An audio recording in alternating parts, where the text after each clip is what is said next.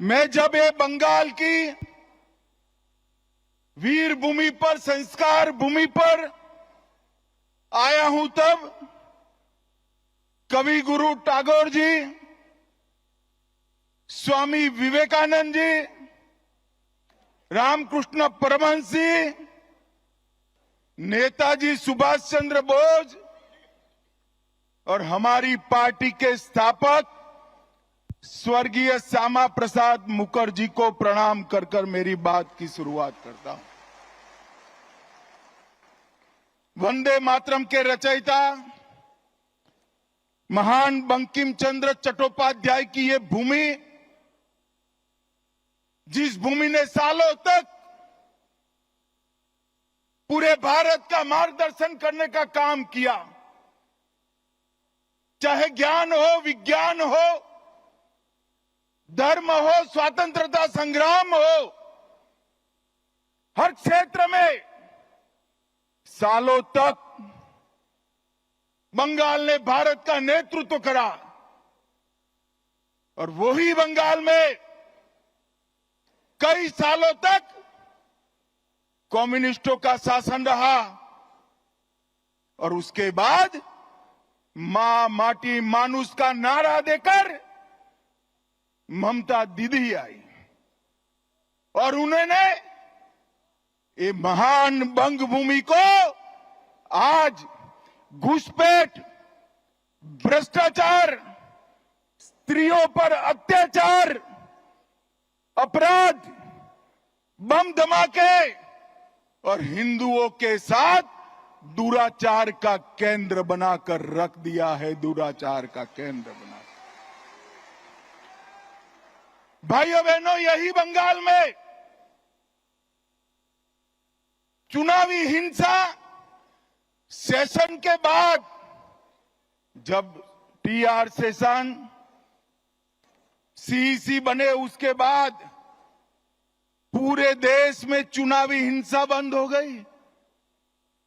मगर ये बंगाल है जिसमें चुनाव के वक्त और दीदी को विजय मिलने के बाद सैकड़ों भारतीय जनता पार्टी के कार्यकर्ताओं को मौत के घाट उतार दिया जाता है। दीदी, कब तक बचाओगी उनको? मेरी बात सुन लो, आपका समय अब समाप्त हो गया है। 26 में भारतीय जनता पार्टी की सरकार बनने वाली, और मैं सारे हजारों की संख्या में बैठे हुए मेरे मंडल के पदाधिकारियों को ये वादा करना चाहता हूं कि यहां तृणमूल की सरकार जाते ही हमारे कार्यकर्ताओं के हत्या के अपराधियों को जमीन में गाड़ा है तो भी बाहर निकालकर सजा करने का काम करें। लोकतंत्र के अंदर हिंसा कभी शोभा नहीं देती है। दीदी, हिम्मत हो तो हिंसा के बगैर, रैगिंग के बगैर चुनाव कराकर देखो। आपकी खुद की जमानत ये बंगाल की जनता जब्त कर लेगी। और भाइयों बहनों, वोट बैंक की तुष्टीकरण ने वोट बैंक के लिए पतन की सीमा ये ममता बनर्जी ने पार कर दी। अभी कुछ दिन पहले पहलगांव में पाक प्रेरित आतंकवादियों ने हमारे निर्दोष नागरिकों को, यात्रिकों को धर्म पूछ कर परिवार के सामने मार दिया। मुझे बताओ बंगाल वालों, वो पाक प्रेरित आतंकवादियों को सजा देनी चाहिए या नहीं देनी चाहिए? अरे जोर से बोलो, देनी चाहिए या नहीं देनी चाहिए? मोदी जी ने ऑपरेशन सिंदूर किया, ठीक किया या नहीं किया?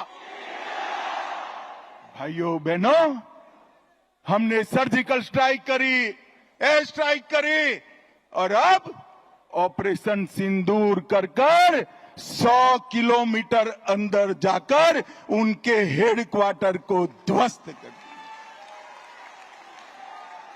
सैकड़ों आतंकवादी मौत के घाट उतार दिए गए और दीदी के पेट में दर्द होता है। दीदी, इतना दर्द बंगाल का यात्री जब वहां मारे गए तब किया होता तो ठीक था।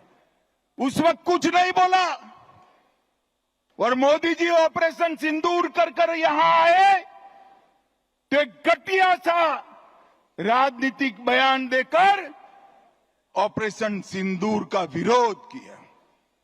मैं आज ममता दीदी को कहने आया हूं, आपने ऑपरेशन सिंदूर का विरोध नहीं किया। आपने इस देश की करोड़ों माताओं बहनों की भावनाओं के साथ खिलवाड़ किया है, खिलवाड़ किया। और मैं बंगाल की मातृशक्ति को भी अपील करने आया हूं, आने वाले चुनाव में ऑपरेशन सिंदूर पर सवाल उठाने वाली ममता जी को सिंदूर की कीमत बंगाल की माताएं बहनें जरा समझा दे, सिंदूर का अपमान करने का क्या मतलब होता है। भाइयों बहनों, 1990 से ये देश आतंकवाद झेलता है। 40,000 से ज्यादा लोग आतंकवाद की भेंट चढ़ गए। ये कांग्रेस की सरकारें, यूपीए की सरकारें, इंडिया अलायंस की सरकारें, जिसमें ममता बनर्जी भी मंत्री थी, कुछ नहीं करती थी। नरेंद्र मोदी सरकार आने के बाद गोली का जवाब गोले से देने की शुरुआत नरेंद्र मोदी ने। और ममता जी, आप जितना पक्ष लेना है उतना पाक प्रेरित आतंकवादियों का पक्ष ले लो।